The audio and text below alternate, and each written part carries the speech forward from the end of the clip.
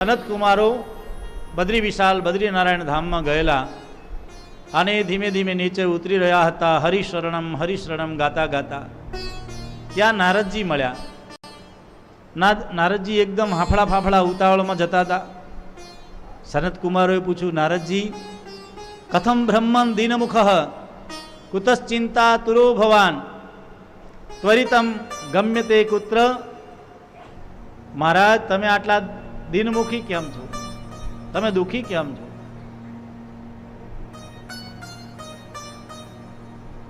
ત્યારે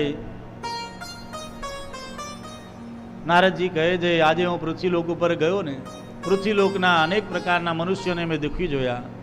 સત્ય નથી, દાન નથી, દયા નથી, પવિત્રતા રહી નથી.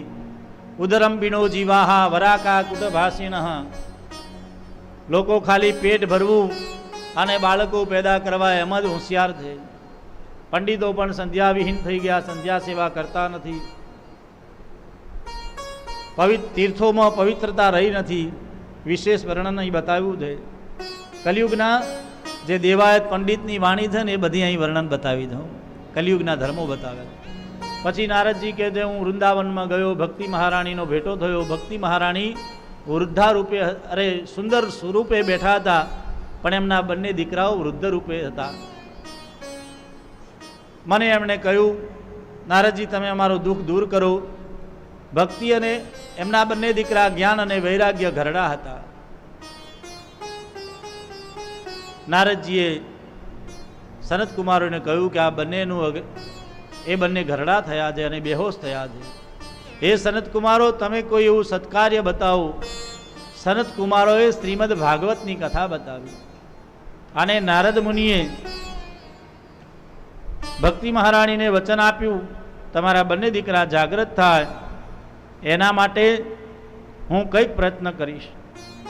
સુખદેવજી શ્રી સુતજી મહારાજ કહે છે, નારદજી યજમાન બન્યા, શ્રી સનત કુમારો વક્તા બન્યા અને ગંગા દ્વાર સમીપે તું તટમાનંદ નામકમ.